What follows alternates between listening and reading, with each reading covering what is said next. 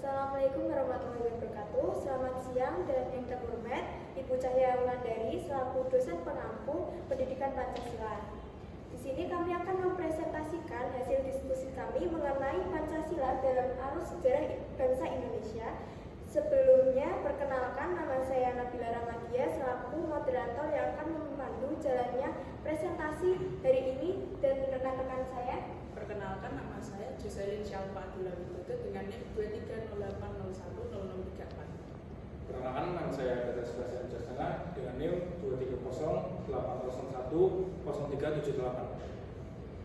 Memasuki sesi pertama, yaitu pemaparan materi yang akan disampaikan oleh saya dan rekan-rekan saya.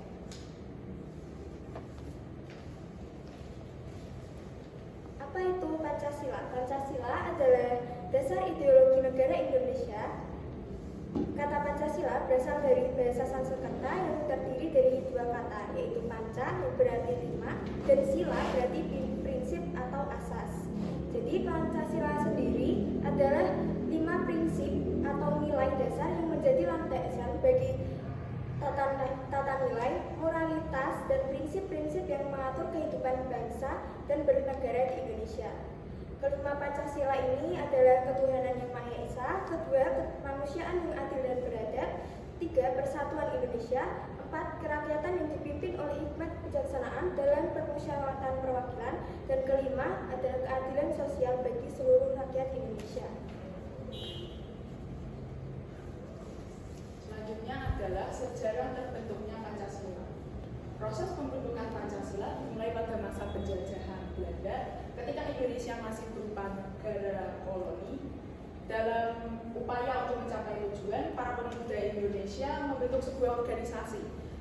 Para tokoh penting yang terlibat dalam proses pembentukan Pancasila antara lain adalah Soekarno, Muhammad Hatta, Ki Hajar Dewantara, dan B.P. Kusumaatmadjo. Setelah melalui serangkaian diskusi dan perdebatan, akhirnya terciptalah Pancasila sebagai dasar negara Indonesia pada tanggal 18 Agustus 1945.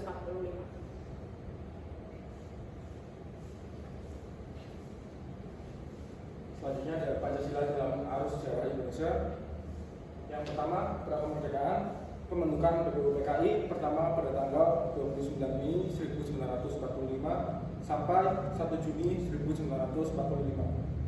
Sidang ini membicarakan tentang landasan-landasan bernegara atau dasar-dasar Indonesia yang dikemukakan oleh Muhammad Yamin, Profesor Dr. Supomo, dan Insinyur Soekarno.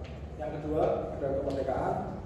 Pembentukan PPKI pada tanggal 18 Agustus dan kemudian mengesahkan Piagam Jakarta menjadi pembukaan Undang-Undang Dasar 1945. Dan pengubahan sila pertama pada Pancasila dari kalimat ketuhanan dengan kewajiban menjalankan syariat Islam bagi pemeluk-pemeluknya menjadi ketuhanan yang Maha Esa.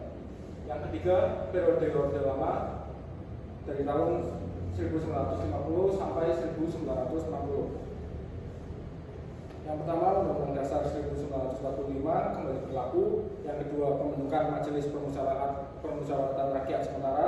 Yang ketiga, keluarnya dekret Presiden pada tanggal 5 Juli tahun 1959. Yang keempat, ada periode baru mulai tahun 1966 sampai dengan 1998. Yang pertama, Pancasila menjadi landasan ideologi negara yang diberlakukan dengan ketat. Dan pemerintahan Orde Baru mendeklarasikan Pancasila sebagai dasar negara.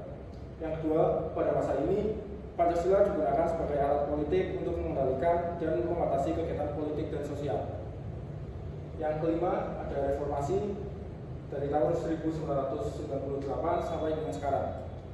Yang pertama, setelah jatuhnya pemerintahan Orde Baru pada tahun 1998, Pancasila tetap menjadi dasar ideologi negara. Tetapi muncul debat tentang peran dan interpretasi Pancasila dalam masyarakat yang lebih terbuka.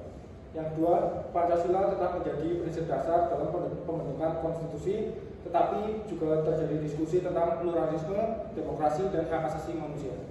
Yang keenam, Pancasila dalam konteks modern atau sekarang. Yang pertama, Pancasila tetap menjadi landasan ideologi negara Indonesia dan menjadi pijakan untuk pembangunan nasional, perdamaian, dan keadilan sosial. Yang kedua, peran Pancasila dalam menghadapi tantangan global seperti pengembangan teknologi, ekonomi, dan isu-isu sosial terus diperdebatkan dan diperbarui sesuai dengan tuntutan zaman.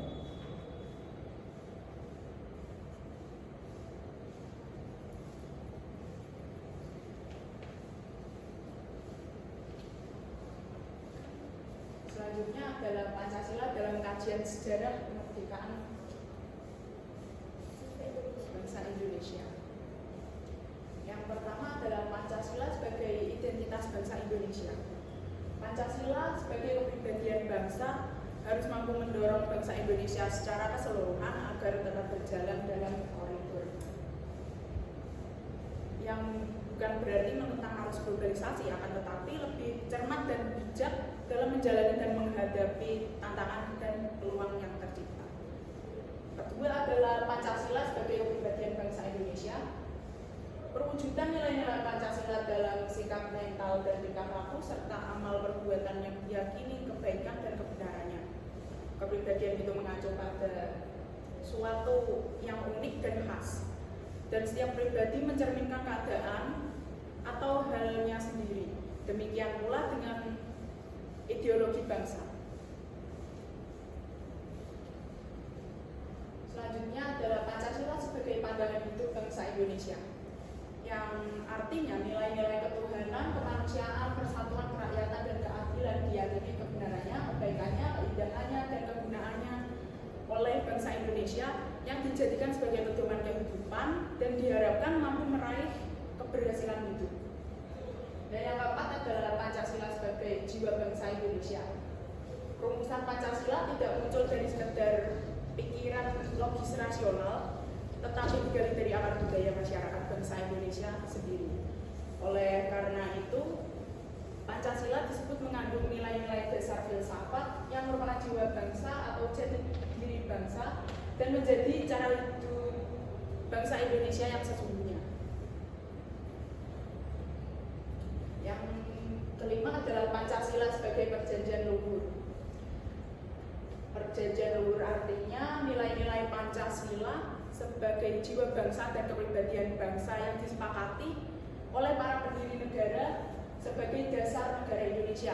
Ini adalah bukti bahwa pilihan yang diambil oleh mereka pada waktu itu merupakan sesuatu yang tepat. Selanjutnya yaitu sumber-sumber Pancasila. Nah, sumber-sumber Pancasila ini digunakan sebagai petunjuk arah semua kegiatan atau aktivitas hidup dalam kehidupan. Di antaranya dalam bidang histori, sosiologi, dan politis. Dalam bidang histori sendiri adalah dalam Dasar Negara Republik Indonesia disebutkan dengan istilah Pancasila. Hal ini didasarkan atas interpretasi historis, terutama dalam rangka pembentukan calon rumusan dasar negara. Yang kedua yaitu sosiologis. Bangsa Indonesia yang plural secara sosiologis membutuhkan ideologi pemersatu Pancasila. Oleh karena itu, nilai-nilai Pancasila perlu dilestarikan dari generasi ke generasi untuk menjaga keutuhan masyarakat bangsa Indonesia tersendiri. Dan yang ketiga adalah politis. Pancasila sebagai kaidah penentu dalam setiap aktivitas sosial politik. Dengan demikian, sektor masyarakat akan berfungsi memberikan masukan yang baik kepada sektor pemerintahan dalam sistem pemerintahan.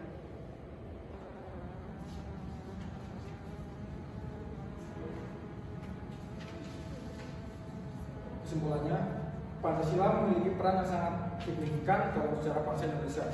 Pancasila telah memainkan peran penting dalam membentuk identitas nasional, mengatasi tantangan, dan merumuskan prinsip-prinsip yang mengikat masyarakat Indonesia.